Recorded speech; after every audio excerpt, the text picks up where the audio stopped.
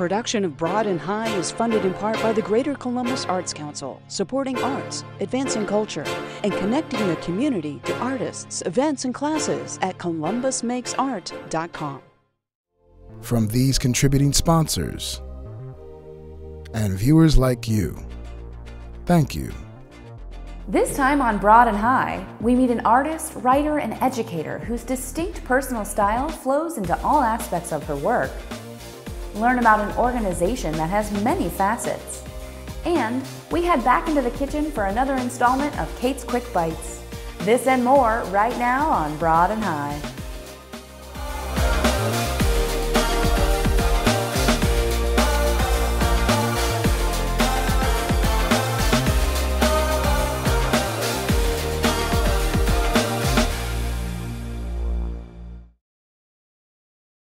Welcome to Broad and High. I'm your host, Kate Quickle. Artist Katie B. Funk is many things and seems to have as much energy as the multiple exclamation points in her name. She talked to us about her mantras, yes, plural, process, and shared some of her recent work. When I was little, my parents, especially my dad, would call me Katie B, Katie B. And then in high school, I chopped off all my hair, very short, and spiked it, kind of spiked it in the back. And my sister was like, "You look funky." Pretty much by college, like junior, senior year of college, Katie B. Funk sort of merged into what it is now. I'm first and foremost an artist. Creating is what I love to do and what I always want to do, and I think what I've always done. But I'm also very much, I think, a storyteller, or I try to tell a good story. I want to be able to have the viewer completely understand everything at once, even though that's impossible. My process is very broad, I would say. I can work very small in a sketchbook and kind of write and draw and think, and then I can think, I want to take over an entire wall with XYZ. How I treated the work in this installation, I try to see it as a collage, and what can go where, what makes this fit. And with collage, anything can go anywhere. So sometimes that can get overwhelming, and sometimes it can just be really, really magical. My process usually, it can be anything from, sitting down, really working and dedicating time to a specific work, or it can be I'm making eggs and I think, what if I did a portrait series of me crying, but like an egg is on my face? It will be that random and all over the place. Jot that idea down, come back to it later, make a note on my laptop, make a note in my phone. It's just constant little embers that I'm holding on to. So it is called Red White Freak Wash Ring Repeat. So it started from actually a coworker getting random Amazon mishap deliveries, and one of the items was the metal piece that you attach to your house to hang a flag. So it started to make me think about flags and the ideas of flags and why do we have them, why do we raise them, why do we lower them, what they represent for the countries, etc. So I thought I could really take that rich history and kind of connotations with it and make an entire show of it in different pieces. I think I let go of a lot of my pre-existing go-tos where it would have to look like this, it has to be like this. I've really sort of let things kind of ebb and flow a little bit more and just sort of like leaned into that embarrassment, because why not? Like, I think that that's something everyone feels, but everyone tries to pretend they don't publicly. So that sort of public-private, conversation that happens with people. So this work is called Gay Street Broke My Heart. It is borrowed text explaining the sort of relationship ending between Marina Abramovic and her partner at the time. They were partners for many years, relational and artistically, and decided to end things, and in doing so wanted to do a performance piece where they went to the Great Wall of China. One started on one end, one started on the other, and they met in the middle and sort of went the opposite direction and never met again. And this sort of metaphor, I sort of borrowed to explain sort of what had happened when I was on a particular street and sort of what I witnessed, and kind of bringing that to light. I would say if it's something that's bugging you over and over again, like I want to paint, I want to write, I want to sing, I want to draw, then you need to do it. Something is telling you, maybe I need to come up with like a reverse imposter syndrome, like the authentic syndrome, you know, of like, you need to do it. You want to do it. Even if you just dedicate a few minutes a day or take an hour a week, you know, do it with friends, you know, think, you know, what kind of things can you get involved in that will lead you closer to what it is you want to do.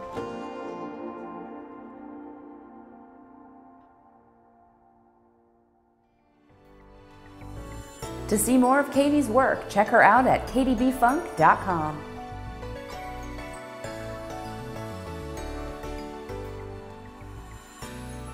Members of Columbus Pride bands range from those who have degrees in music to those who hadn't picked up their instruments since high school. Their performances are just as diverse, with a concert band, marching band, pep band, and holiday winds. Let's learn more about this organization that is so much more than just a band.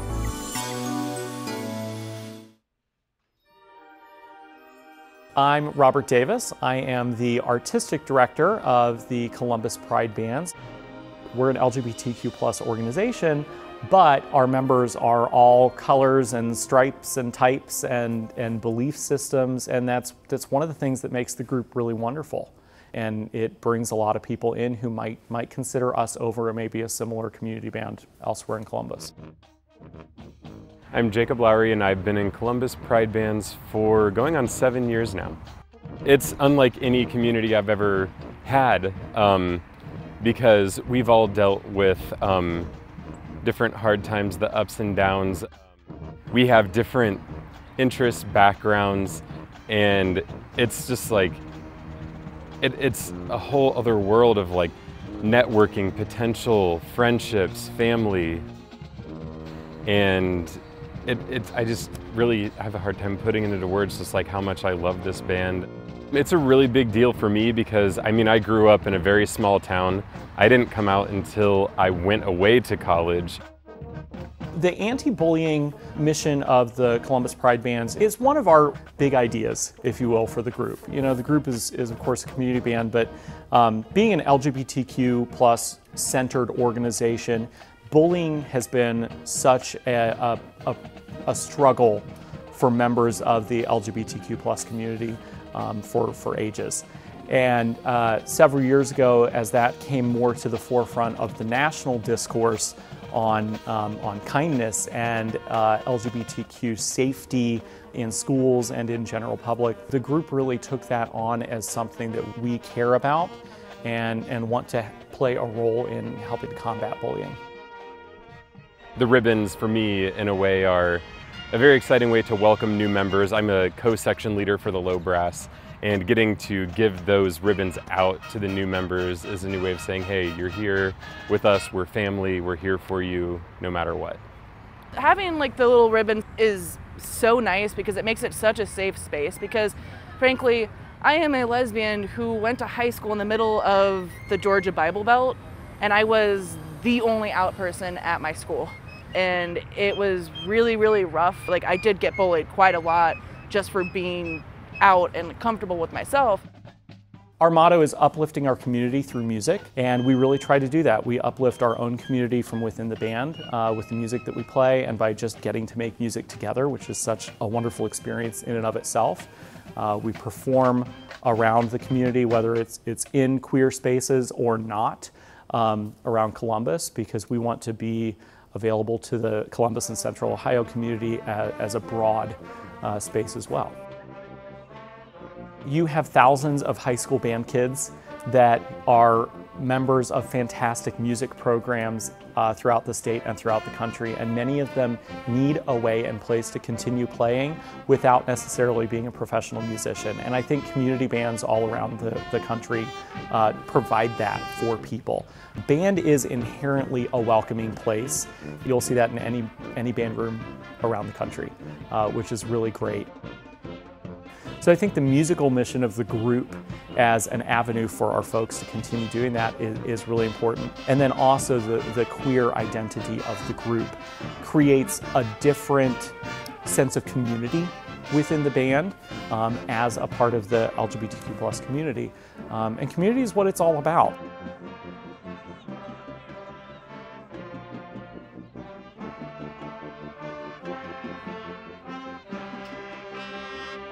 When I first started with the band, I was 20, 21. I had just moved up to Columbus. I didn't really know anybody besides a couple of people. It was just so nice because I am not the most outgoing person there. I'm not really good at making friends because I tend to just stay in my own little bubble. So I'm not really comfortable with getting out there. So it was kind of like a built-in immediate family friend group out of the gate, and they were all super welcoming. So my fiance and soon-to-be husband is actually in the band as well. And we met in 2018 after a concert, and we found out we shared a lot of common interests, and lo and behold, here we are. I think that's the biggest thing is that it is a band, but it's so much more than just that to the folks who are in the group. And we hope that our audience sees that by the way we play together, by the way we socialize together, and the camaraderie that we have. If you haven't played an instrument in over 15 years, we won't judge you. Come join us. You'll learn and grow with us because a lot of us are in that same boat. So we're just a pretty fun group of people.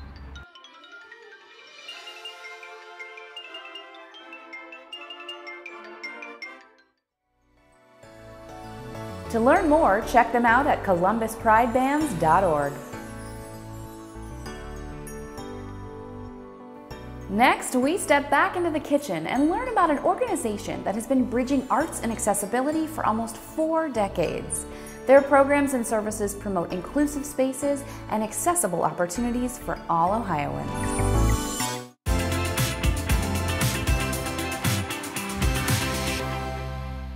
Hello! With me today for another installment of Kate's Quick Bites is Megan Feitz from Art Possible Ohio. Hi Megan, thanks for being here. Thanks for having me, Kate. So for those who aren't familiar, can you tell us a little bit about Art Possible? Yeah, Art Possible Ohio is the statewide service organization for arts and disabilities. So we advocate for artists with disabilities across the state of Ohio, as well as offer a variety of programs. That's amazing. Well, I'm excited to learn more about that. But obviously on Kate's Quick Bites, we learn about the arts and we do a little cooking.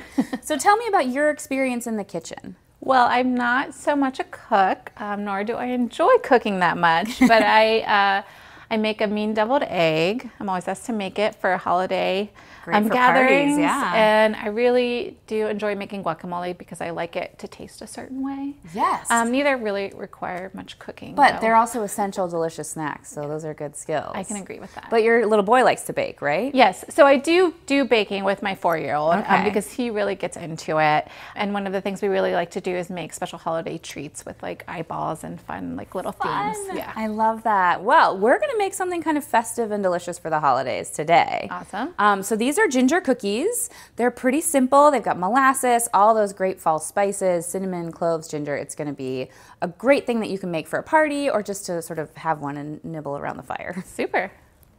The ingredients we'll need for our ginger cookies are 3/4 cup unsalted butter, 1 cup granulated sugar, 1 egg, 1/4 cup molasses, 2 cups all-purpose flour, 2 teaspoons baking soda, 1 teaspoon cinnamon, 1 teaspoon ground cloves, 1 teaspoon ground ginger, turbinado sugar for rolling.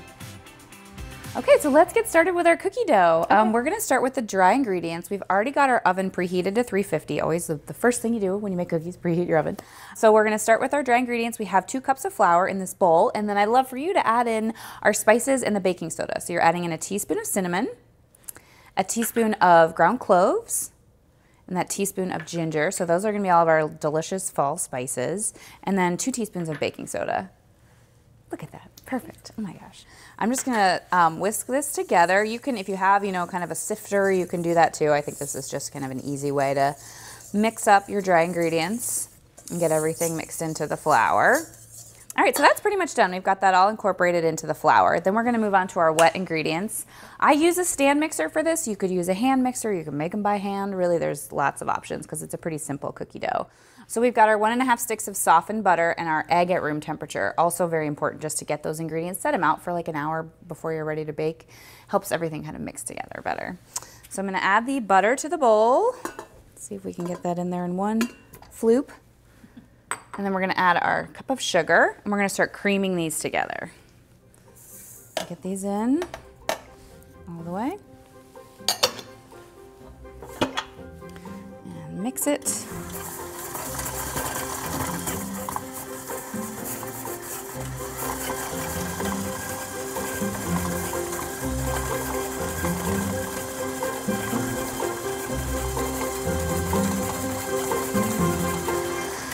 Okay, so once your butter and your sugar have mixed for about 2 to 3 minutes, they'll start to get real light and fluffy and blended together, and that's when we can add the rest of our ingredients. All right. So the next thing we need to kind of bind everything together is our egg. Do you want to pour the egg in? I'm going to put the mixer on, and then you can just slide the egg in. Okay.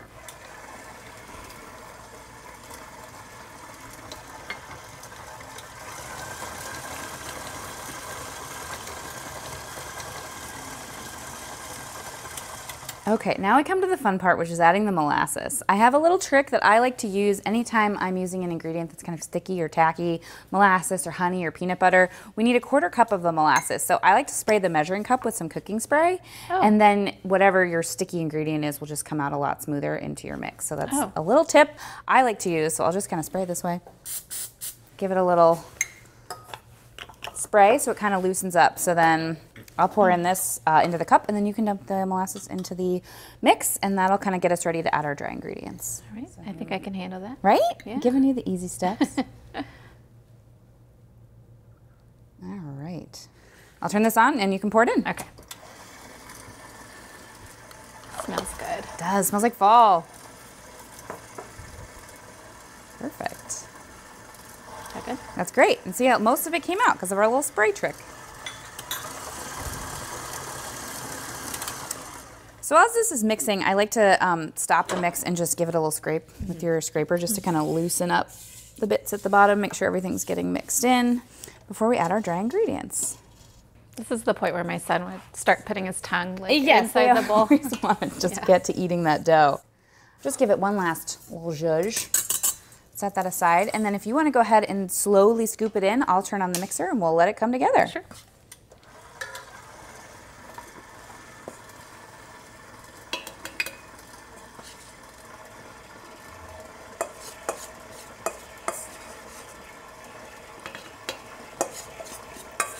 After the scoop, we can dump, yeah.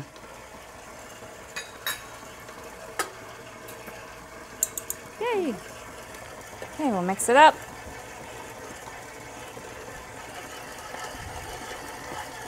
So I'm gonna go ahead and turn it off because it's pretty much mixed, and then we can just kind of mix the rest by hand. It smells amazing. It does, it already smells so good. It smells like the holidays, that molasses, the ginger, the cloves, classic flavors. And then just kind of mix up the rest by hand until all the flour disappears. And then this dough, of course, it's not the best for the impatient cookie lovers because the dough does need to chill for about 2 hours. Okay. So once you've mixed this up, you can transfer it to a bowl, cover it with plastic wrap, and pop it in the fridge and get ready to bake. All right. So Megan, while we wait for our dough to chill, why don't you tell me about the Real Abilities Film Festival? I have a coworker who looks forward to it every year. Sure. So the Real Abilities Film Festival Columbus is a film festival dedicated to normalizing disability in the film industry. And while a lot of the films do focus on individuals with disabilities, whether that's a narrative film or a documentary film, we also screen films that are directed or produced or written by individuals with disabilities. That's incredible. What an amazing initiative. Yeah, and the films are so good. It's really great. Oh, that's awesome. So you also do a statewide art exhibit every year, right? Can you tell me about that? Yes, Accessible Expressions Ohio is our annual exhibition that travels around the state, featuring artwork by artists with disabilities. So we have an opening every year, usually a gallery or a museum, and after that we split the show into two individual groups, and then we kind of shop it around the state. It's wonderful exposure for the artists. It's really exciting to see artwork by individuals with disabilities on gallery walls and museum walls. Seems like a great way to lift up artists who might not always have that opportunity. Absolutely. Amazing. Yeah. Well, let's see if our dough is ready to turn into cookies. Cool. So, through the magic of television, our dough has been chilled. 2 hours went by like that, and we're ready to scoop and make our cookies. You can just use a tablespoon, however you want to scoop it out. I have one of these handy dandy cookie scoopers that just makes uniform dough balls. So we're gonna scoop out the balls and roll them in our hands and then roll them into this turbinado sugar. So turbinado sugar is just like sugar in the raw. It's got that caramel color and those big coarse crystals. You could roll this cookie dough in granulated sugar, in any kind of sugar you want. This just gives it that crunch and that really pretty kind of like large crystal sort of look on the ginger cookies when they're finished. So now we get to scooping and rolling. So I'm just gonna get a nice scoop and plop it into my hand, and you're welcome to do the same. Just kind of get to rolling. I like to give it a little roll in my hand just to get the dough kind of tacky, and then plop it in to the sugar and turn it around until it's all the way coated with all that good, crunchy, sugary goodness. And then we're gonna place them about 2 inches apart on our pan, so we could probably do about 6 of these. Okay. So we'll just keep rolling.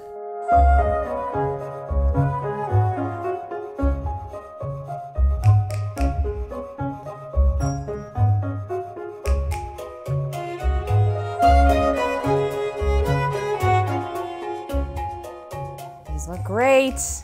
Get that one last coating of sugar. And then we'll pop these into our 350-degree oven for about 11 to 12 minutes. So here we go.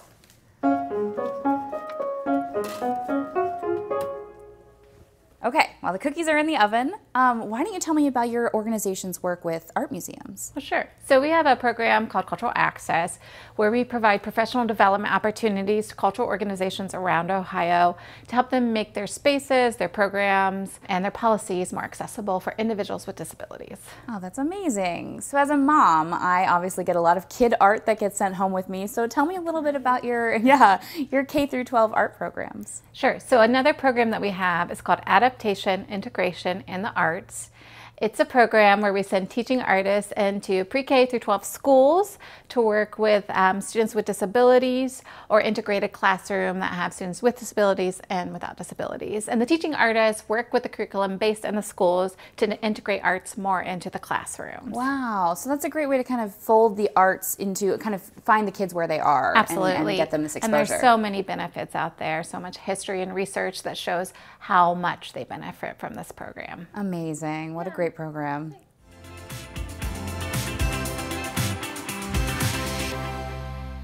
Well, our cookies are out of the oven. They've cooled a little bit. They look so cute. They do. Real simple, real festive. They smell amazing. It smells like the holidays. I just can't thank you enough for helping me make these cookies today. Thank you so much for having me. It's been wonderful, and to learn about Art Possible, thank you so much for coming in. I think we should eat one. I do. Let's do it.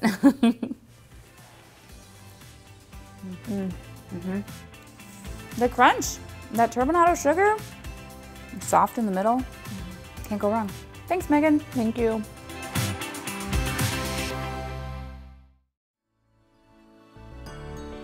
To learn more about this incredible organization, visit artpossibleohio.org. Well, that's our show. Remember, you can find all of our stories online at wosu.org, as well as on our YouTube channel. For all of us here at WOSU, I'm Kate Quickle. Thanks for watching.